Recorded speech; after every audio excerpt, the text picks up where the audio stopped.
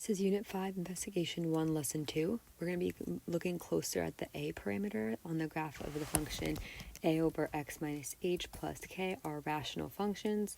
We're going to be comparing to our parent function 1 over x, which you see already drawn for you here in yellow. I made the points 1, 1 and negative 1 stand out because we're going to be using those points to kind of compare our x and y values and what happens to them. It asks you to compare the functions 3 over x, 10 over x, 0.5 over x, and negative 1 over x. I've color-coded them here, so all of them are boxed in the color I've graphed them in.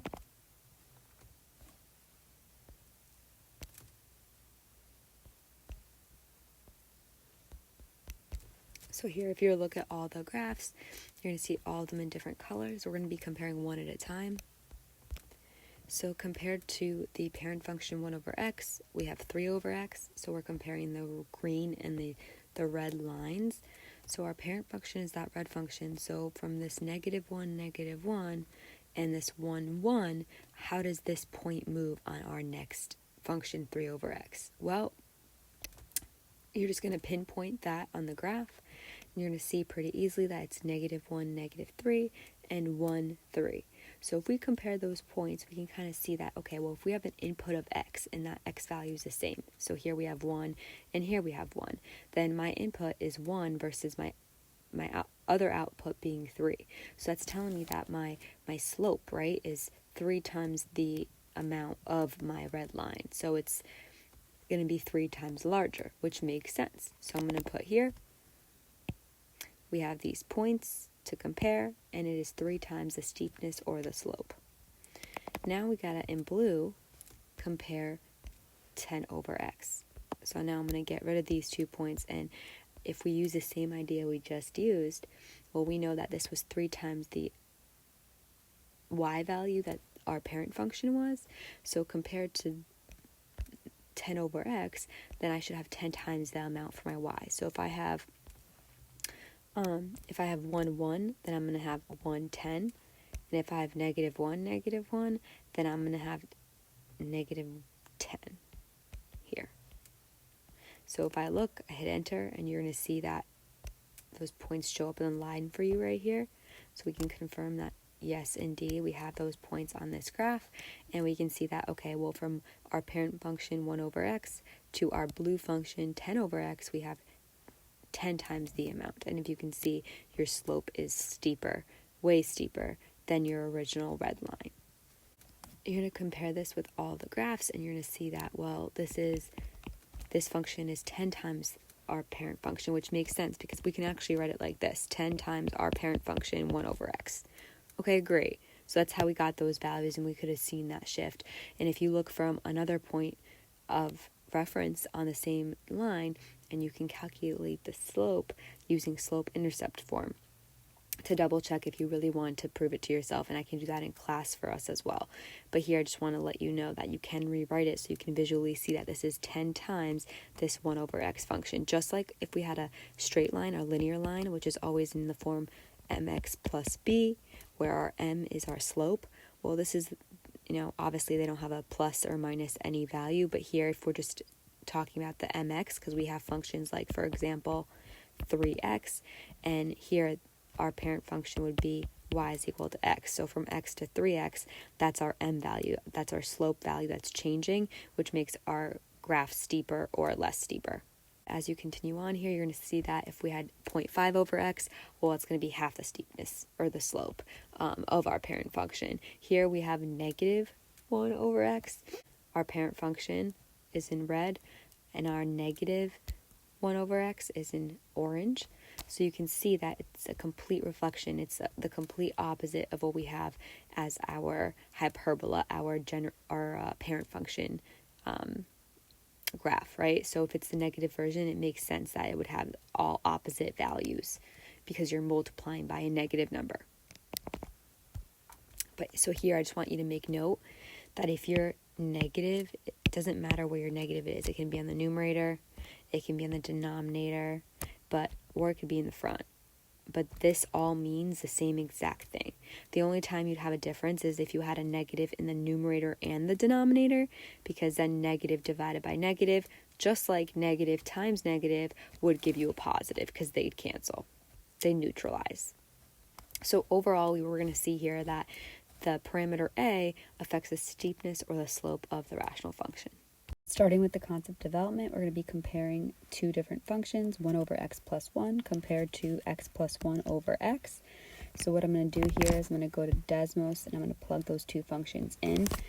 When you go to Desmos, you're going to see that it doesn't matter if you have neither graphed and you do the blue line first, or if you do the purple line first. No matter what order you do, you're going to realize that these two functions are the same.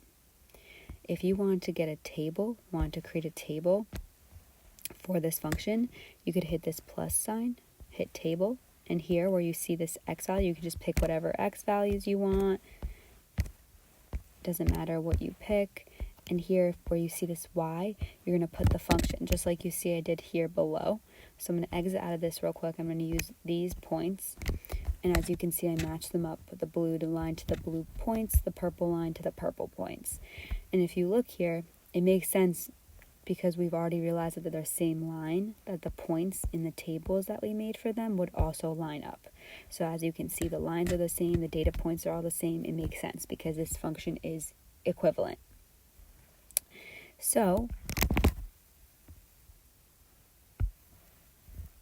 here we're going to say that we have the same graph and we have the same table. And if we want to describe, well, why might this be the case? We need to make sure that, well, we need to simplify. We're dealing with some fractions here, and if we're dealing with fractions, that means that we need to deal with common denominators. So here, if we had the function x plus 1, which we did, right, over x, we can separate the x plus 1 as long as we keep the same denominator. So that is how we get this one value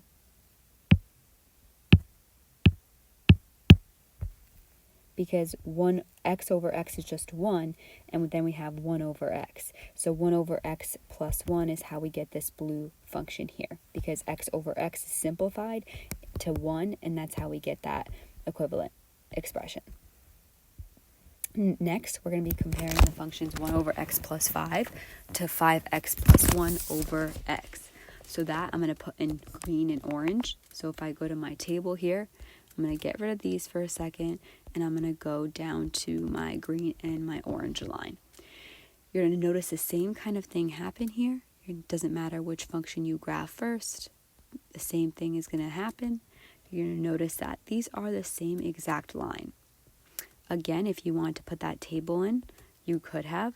Here, I just want to make sure you are aware that here I have x2 values because I'm not using these data points anymore.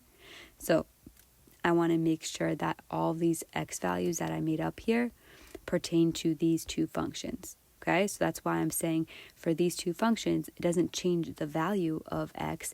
It's just telling you that the x you want to use is from this column. These are the data points that you're using and putting into this function to get your output, your y value. Okay, so notice that in these functions I put the y2 versus up here I put the y1 because I was using this table and these x values. So here you're going to notice the same exact thing. They're the same data points, so they're the same line. And if we're going to do this math out all over again, let's redo this all out mathematically. We have 5x plus 1 all over x. We can separate those two numbers or two terms on the numerator by having 5x divided by x plus 1 over x. Notice that we kept the same denominator, but we just separated those two terms on the top. So at 5x over x, we can actually simplify further because x divided by x is just going to equal 1. So that's going to actually neutralize, and you're going to be left with 5. So you're going to be left with 5 plus 1 over x, which in addition, you can add in any order. So where we can switch that back around to 1 over x plus 5. And as you can see, we go from 5x plus 1 over x in our orange to our green line, which is 1 over x plus 5, our simplified version. So what do we need? To add two terms together, well, we need common denominators, and that is the most important thing you need to remember whenever you're dealing with any type of rational numbers or rational functions, common denominator. Moving on to the next page, we're going to be working on part 2. We're going to consider the function x minus 3 over x minus 5. So we're going to be looking at a couple different things, maybe a couple other techniques we could use that might be more efficient.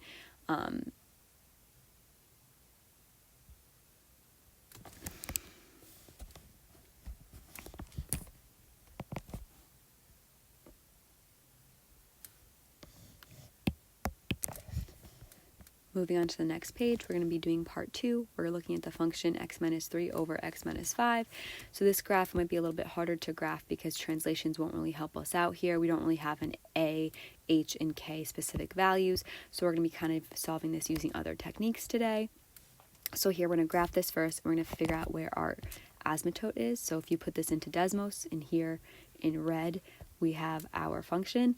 And we know from our first lesson how to figure out where our asymptotes are just by looking at the graph, because we're figuring out, well, where on this graph is the graph extending opposite directions but not touching, so it keeps approaching certain value but not touching it, right? So here my first order of business is zooming in here on the x-axis, and if you see here, the graph is extending towards infinity this way and towards negative infinity this way. So here at x is equal to -5, I have my asymptote. And then here, if I zoom back out, I'm looking at the other horizontal end, right? So here, that's my vertical asymptote at x is equal to 5. Now I'm looking for my horizontal, so I'm looking at where the graph is extending opposite directions here. So here, going towards positive infinity, it's going this way towards the value 1, and then here going towards negative infinity, it's also going towards the value 1. So here y is equal to 1 is my other asymptote, and as you can see, I have dashed lines for those. If you want to graph this function and plot points, there's a table they asked you to fill out. You would just hit your plus table, and then you'd put your x1 values here. You could pick any values you want. And then here where you would see your y, again, you're going to put that x sub 1 so that you're telling this table you're using these x values that I'm asking you to evaluate for, okay? So here, going back to your book, where's our vertical asymptote? Well, we know that our vertical asymptote is at x is equal to 5. Now, what does the error at x equal to 5 mean? If you look at your table, it'll say undefined. Well, we know this is undefined because we can't have 0 as a denominator. If you look at our function x minus 5, if x was 5, then 5 minus 5 would give us that 0 that we cannot have. As x approaches negative or positive infinity, that's what these values are telling you, negative 10,000, you're basically approaching negative infinity. And what's happening as x is approaching infinity, well, y is also approaching 1, okay? So we talked about that already. And then we also talked about the horizontal asymptote, y is equal to 1, which makes sense because if x is approaching both positive and negative infinity and y is going to be approaching 1, it makes sense we have an asymptote at y is equal to 1. Next, you're going to be asked about your x and y intercepts. Want to remind you that the only time you have an x-intercept is when your y value is 0, and vice versa for your y-intercept. If you have a y-intercept, it's always going to be when your x is equal to 0. So here you can get these values straight from the table, or you could have gotten them from the graph. Next page, there's just 2 more questions to follow real quick.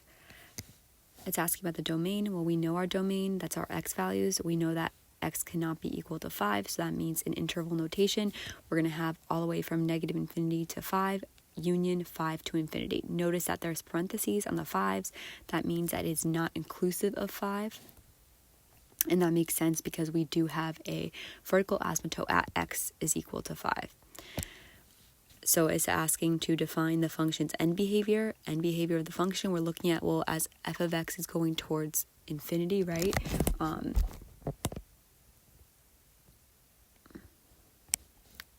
On the next page, we're asked just a couple more follow-up questions. They're asking us what the domain of the function is. Well, it's going to be x is not equal to 5. So the interval that we're going to put it in is negative infinity to 5, union 5 to infinity. So notice that the parentheses on the 5 are are telling us that 5 is not included, which is why I also put that x is not equal to 5 right there. We know that if we have x as 5, it would be undefined, which makes sense because we have that vertical asymptote there.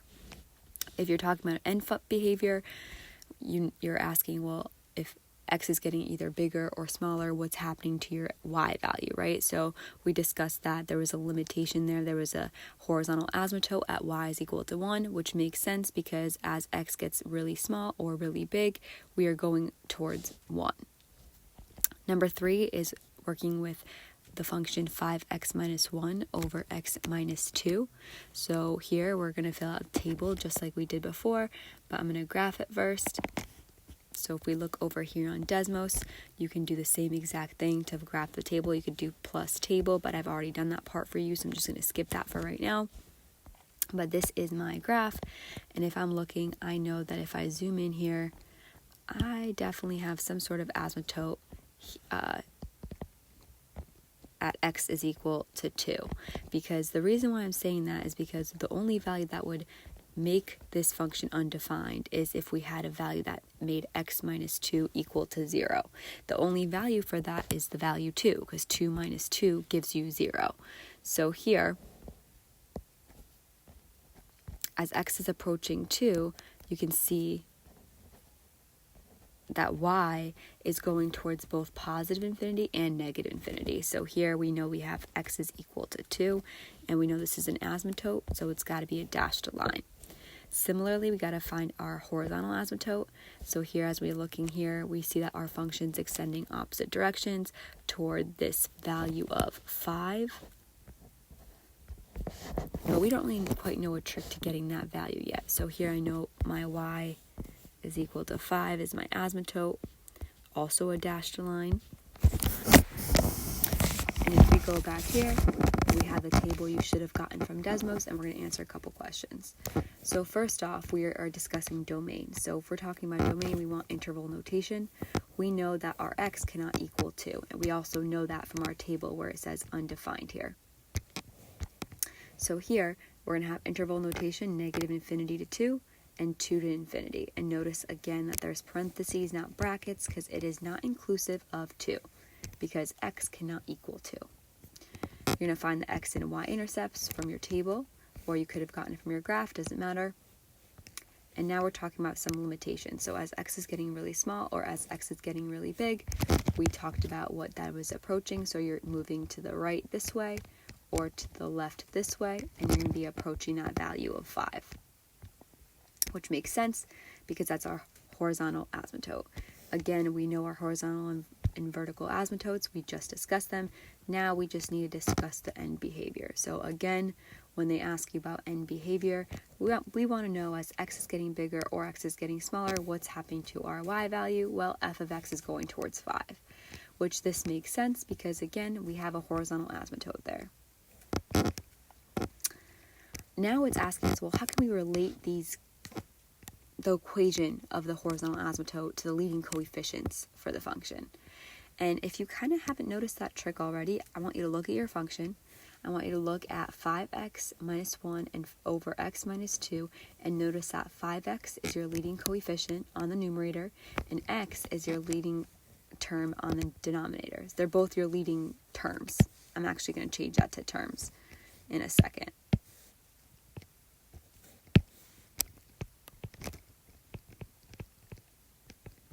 So now, because we have our lead terms, we could take our lead terms, 5x over x, because that minus 1 doesn't really matter, and neither does that minus 2. If you had a value where x is 1,000,000, well, 1,000,000 times 5 is 5,000,000, but that if you subtract that 1, there's not really a huge difference, right? So as you get really, really big or really, really small, that minus 1 doesn't do anything. Just like on the denominator, if I had 1,000,000 for an x value, well, 1,000,000 minus 2 is still a really big number, so it doesn't really matter.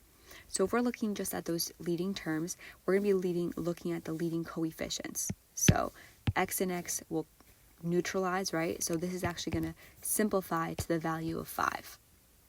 And if you kind of realized, well, 5 is our horizontal asymptote. Look, right here.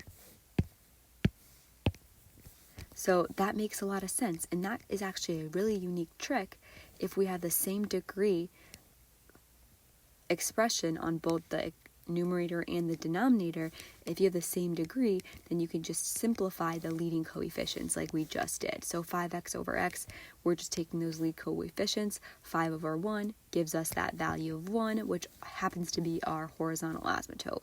And that's how you can calculate your horizontal asymptote whenever you have a function with the same degree on both the numerator and denominator like we just discussed. So here, you're just going to graph this, just give me a little sketch of the graph, and we have Desmos uploaded for you in worked out solutions so you can reference this. All right.